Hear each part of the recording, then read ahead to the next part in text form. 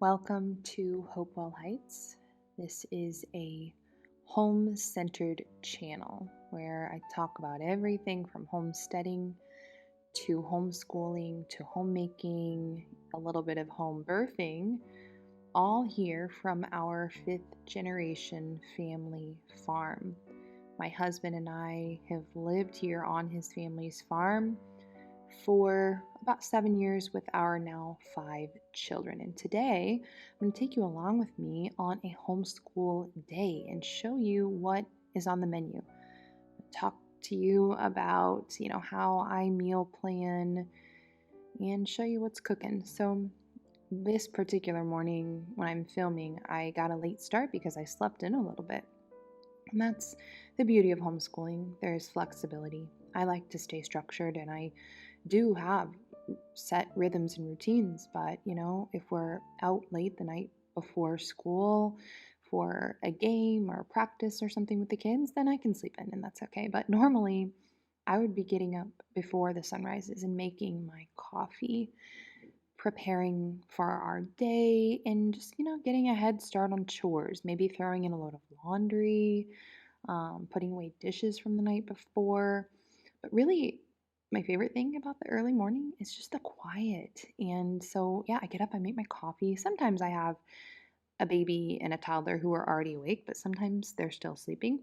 Either way, I more or less go about my morning in the same way. So, once I've made my coffee and drank some water, then I listen to the Liturgy of the Hours morning prayers. And if I don't have little ones awake, then I actually sit and read along in the Liturgy of the Hours book with the prayers. But if the little ones are awake and keeping me busy, then I just turn it on Spotify and try to, pray along as much as I can with the morning prayers. So if you're interested in that, I will link that. It's such a beautiful way to pray through scripture throughout your day, in morning and evening. I try to get in the Liturgy of the Hours. So the older kids usually, wake up at some point and come out in the living room with me, and I get started on breakfast. Right now, my husband is home from work on Tuesdays and Thursdays. That's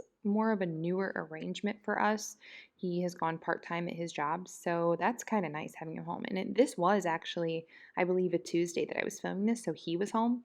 But I snuck out of bed and let him sleep in even longer than I did because we did have a really late night the night before. I just can't remember exactly what we were doing, but he has actually been making breakfast for us on his Blackstone on Tuesdays and Thursdays, which has been really, really nice. I do actually meal plan on Sundays for the week. That's something that's newer for me. It's something I just started recently after having baby number 5 and struggling a little bit with my health and energy levels. I just knew I needed some kind of plan to fall back on because I have had days where it was actually very difficult for me to even get out of bed, let alone, have the spontaneous energy to throw together 3 meals from scratch, which is something that I actually really enjoy doing. I enjoy being spontaneous in the kitchen and kind of making things up as I go, trying new recipes, perfecting recipes. I really love that. So I've never been a meal planner before, but in this short season, it has been serving me really well. So I'm on my second cup of coffee here. Baby is about 6 months old. I'm feeling a lot better, and I'm so thankful that I can tolerate coffee because I love it. I love having a couple cups of coffee throughout the morning as I teach my children. All right, we're going to take a little break and then we'll be back. The baby is sleeping, and John has the big kids in town at pickleball, so this is sacred time when I get to do a little bit of grading and things that I really just need a little bit of quiet time to get done for our homeschool. So I want to talk to you a little bit about homeschool and visual learning. One of the main reasons that we've chosen to homeschool is that we can give our kids a custom quality education on a budget. We don't have to break the bank. And one of my secrets for staying on budget with our homeschool is creating my own graphics. Kiddle is a tool that I use to create beautiful graphics for visual learning. They have a huge selection of templates and fonts and design tools that makes that so easy, because I don't have all the time in the world, but a lot of times I'll have an idea for a flashcard or a worksheet or just a graphic that I want to hang up on our whiteboard that would make visual learning easy for my kids, and it's something that I can't find online, and I don't want to spend, $10, $15 every time I have an idea to order something, because that does add up quick. So with Kiddle, I can just hop on my laptop and create my own graphics in 5 minutes, print them out, and then I have them forever for our homeschool. One of my biggest pet peeves with a lot of really popular educational approaches is that it just focuses on teaching kids information for short-term memory. So, we drill things into kids so that they can memorize them to pass a test, and then we move on to the next topic. And it's like almost like catch and release. They memorized it for the test, now they release all that information. When in reality, we want to help our kids commit things to long-term memory. And that's why visual learning is so important. It helps children to transfer what they see into long-term memory, and it's kind of like a file cabinet in your mind, right? Then you can go back and find that piece of information when you need it. There's so much that you can do creatively on Kiddle in addition to homeschooling, whether it's graphic design for t-shirts or for merch if you have an online store, or if you do creative stuff on social media like I do, like creating thumbnails for my YouTube videos, stories for Instagram, pins for Pinterest, all that kind of stuff. Kiddle has you covered with their endless selection of templates, fonts, and design tools. You can use my code HopewellYT for 25% off your first month or year on any paid Kiddle plan. Just click the link below this video and enter my code to get started making beautiful, unique visuals for your homeschool classroom. On this morning, I made bacon, oatmeal, and scrambled eggs. So we have we raise our own pigs. So we have our own pork. We always have a freezer full of pork. We always have a ton of eggs from our chickens, and then oats I just buy in bulk from Azure Standard. So this is all, easy stuff that we have on hand. Through the school week, I just don't make like really involved breakfasts that take a long time. I just make sure that I, check our menu and have meat thawed out for the next day. So I do that the night before. And then I do have an alarm on my phone for 7 a.m. And that is just to remind me to start making breakfast, because we eat at 8. So I'm usually up at 5:30. So I get like an hour and a half of quiet time in the morning where, like I said, I'm just like, praying and doing some tasks around the house, drinking my coffee. And sometimes the kids do get up early and get started on school before we have breakfast. It really doesn't matter to me whether they start before breakfast or after breakfast, but we do play pickleball twice a week, and I've noticed that they really like to get that early start on pickleball days, because once they get home from pickleball, then they don't want to have a bunch of work to do. All right, so I'm just making my oatmeal here, very simple. Just oats, milk, some brown sugar that I made with cane sugar and molasses. I've shared that with you. That's how you make brown sugar. You just add molasses to cane sugar. It's very easy. The ratio is 1 cup of cane sugar to 1 tablespoon of molasses. So I make up a big batch, put a sugar saver in there, and it stays nice and fresh like you saw. Adding a little bit of cinnamon to my oatmeal, and then I usually add some kind of fruit as well. So it was an easy breakfast. The kids had already been up this morning working on their schoolwork, anticipating going to pickleball later in the day, and usually some of my kids will end up coming in and just helping me with breakfast. I don't even have to ask, and it actually is usually my oldest son who wants to help.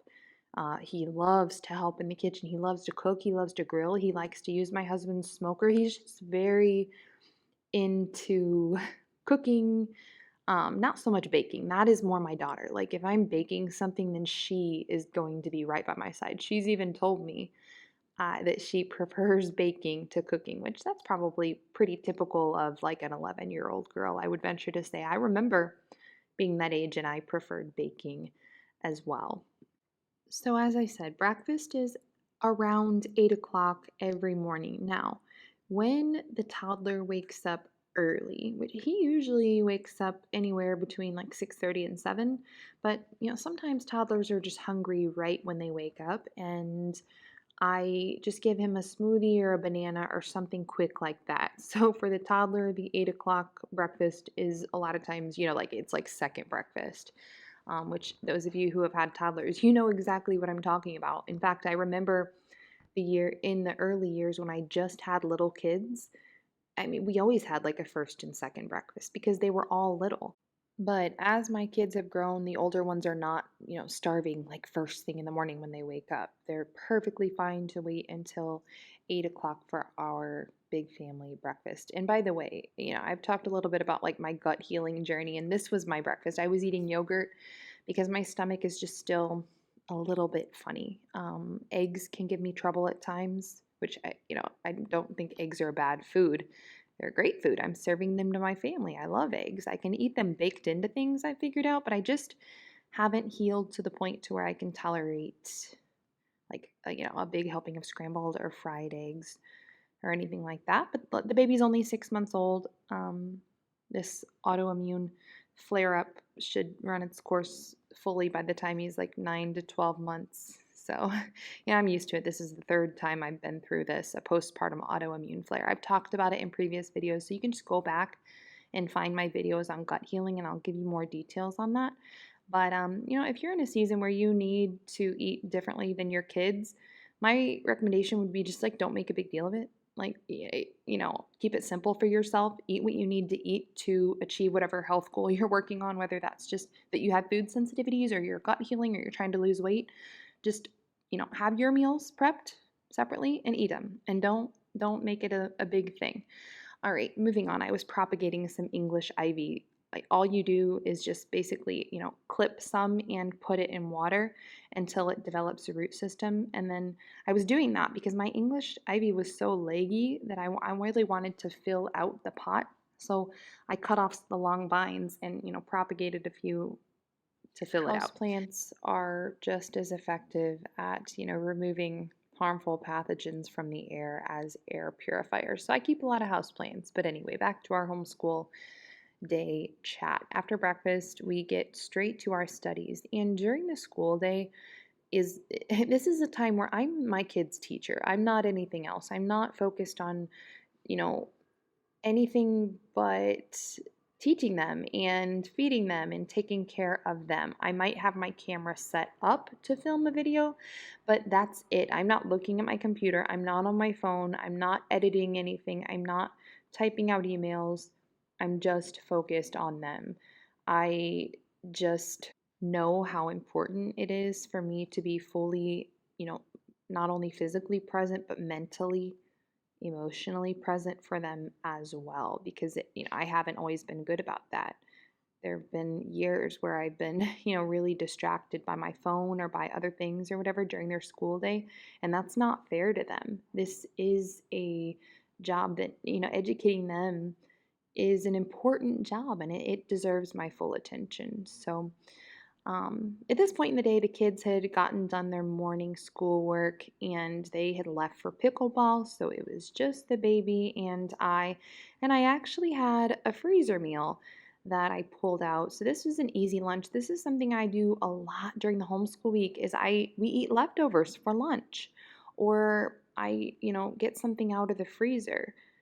When I'm making something that's easy to double or triple or make a big batch of, I do. And then I freeze the leftovers because it comes in so handy on those homeschool days. So I was just, getting some of this freezer. I had actually set this out the night before. That way it would be thawed out. Now I'm heating up the freezer meal in my oven because we got rid of our microwave. I think I might have mentioned that recently. I've known microwaves are bad for a long time, and we actually started out in this house without one, but then my husband said, "This is not going to fly. We're getting a microwave." But, recently he has actually come alongside me on believing in like a lot of the crunchy ways. I don't know. I think a lot of people are just waking up to a lot of that, and he listens to like Joe Rogan and some other podcasts where he hears this stuff from like a third party now and it validates what I have said all along. So anyway, we are microwaveless. It's an adjustment because I did use the microwave, and even though I knew it was bad. And I'm thinking about getting some kind of steam oven or something to reheat food quicker than, turning our oven on or using a skillet. I don't know. If you have any recommendations for that, then please leave them in the comments because I've looked at so many types of like toaster ovens and steam ovens and like 14 in one counter ovens that do all the things like they're supposed to like air fry and rotisserie cook and all these things, and it's so overwhelming to me. I don't know what to pick and it seems like a big purchase. So if you've had success with any of these, not like microwave alternatives, that's what it is, it's a microwave alternative, please let me know, help me in the comments section. All right, so I just had lunch heating up. I had like a shrimp pasta that was in the freezer, put that in the oven to heat that up. I had a frozen loaf of sourdough bread from Wild Grain that I put in the oven, and just was trying to time this so it would be ready when the big kids got home from pickleball. And it's funny because even though it was just the baby and I, it actually feels a little more challenging getting things done. Anytime it's just me and the baby or just me, the baby, and the toddler, it's harder than when all the kids are home because they don't have the big kids to entertain them and to play with. And you guys know how I feel about having my older kids like parent the little babies. I just don't do that, mainly because I do breastfeed and they're kind of attached to me, but they're just so entertained by the big kids. They genuinely love their siblings, and it keeps them very busy to where my hands are free pretty often. But when I need to, I just strap the baby to my back and we get stuff done. So while I was waiting for lunch to heat up, I worked on a few projects in the kitchen that I needed to get to. I had gotten an Azure Standard order, I think the day before or something. So I was working on packing all of that food away. This is salt, by the way, that I'm sealing in mason jars with a mason jar sealer. I did put oxygen absorbers in these jars. You technically don't have to do that with salt, though. You don't need oxygen absorbers. You can just put salt in Mylar bags or in mason jars, and it stays good. So salt is definitely, I would consider it an essential item on your prep list if you are a prepper. I would not call myself a prepper in the sense of like I'm, constantly awaiting the apocalypse, because I don't, like, I'm Catholic. We don't believe in the pre-trib rapture. We don't believe in like the Tim LaHaye rapture where people just disappear. But we do believe in preparedness. For all of history, it has mostly been, a woman's job to just make sure her home is in order. Everything's prepared for the seasons ahead.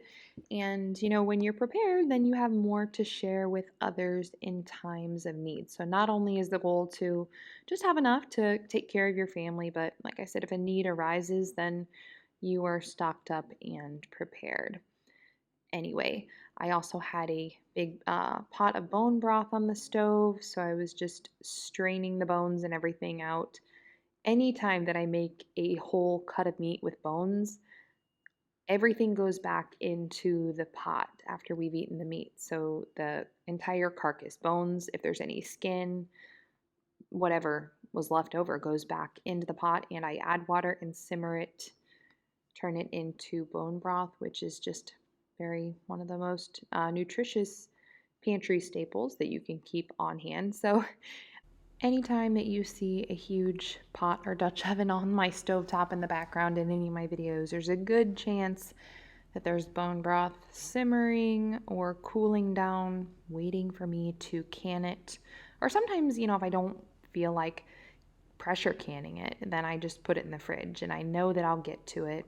I go through probably a half gallon to a gallon of bone broth a week at least. All right, so that was a productive little amount of time there. Got my salt all put in jars and sealed and strained and jarred up my bone broth while lunch was heating up in the oven. So this is that shrimp pasta that I had in the freezer. Anytime that I freeze or save pasta, when I'm reheating it, I always add milk and like more. If it's a cheesy pasta, I add more milk or cream and cheese because it seems to dry out the longer it sets. So when the kids got home from pickleball, then we all ate lunch, and I actually went straight into preparing supper. This is what I usually do. After lunch, I start supper because to me, nothing is worse than waiting, especially when you have a baby and it gets to be a little bit later in the evening and then you're in a rush to make supper and then the baby gets fussy. You all know that if a baby's going to get fussy, it's probably going to be in those evening hours, like when you're trying to make supper. And then having older kids who have extracurriculars in the evening just adds another element of challenge, another, layer of challenge to making sure you get supper on the table in the evening. So I found that it just works best for me to get supper going right after lunch. But the process actually begins before that by making sure that I had meat thawed out.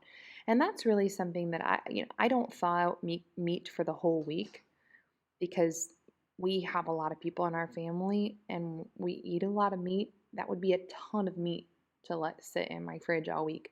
I just thaw out enough meat for the next couple of days. But that is crucial for me. As long as I have meat thawed out, I can come up with something. I can be spontaneous. If I don't want to cook exactly what's on the menu, it's fine. I can come up with something with the meat that I have thought out. But if I don't have meat thought out, we're just not the type of people. Like we're not the type of people to eat really light meals like that unless it's a Friday or something. So on this day I was making beef stew and I was kind of doing a fridge clean out. So there's no recipe for this that I'm going to share. I'm just going to walk you through what I'm doing here. I had 3 pounds, so 3 1-pound packages of stew meat thawed out. And I'm starting out, I season that with some paleo powder and salt, and I'm browning that in a big Dutch oven.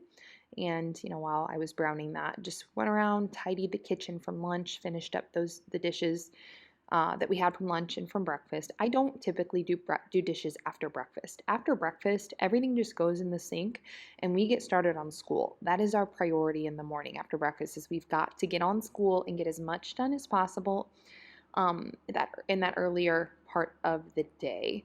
And then I save the dishes for after lunch. So for this beef stew, I had half of a cabbage, I had some onions, I had some leftover peas, and like leftover baked potatoes. I had some leftover bacon, and then I chopped up some carrots. So let's see, yeah, cabbage, carrots, onion, garlic, leftover bacon, leftover peas, leftover baked potato. All of that got chopped up and got added to this big Dutch oven with the 3 pounds of browned stew meat. And then I just added in, this has like been one of my favorite things lately to use for seasoning. It's paleo powder. I get it from Thrive Market. So I added a bunch of that in there. I didn't really measure. I added some salt and pepper as well, and then some bone broth. Now, when I'm making stew, we like it to be not like really soupy. So I could have added a lot more bone broth, but I'm going to say I added about a half a gallon here. If I would have added a lot more, then it would have been maybe stretched a little bit further and it would have been more soupy. But my husband, especially, he just doesn't really care for soup, but he does like stew.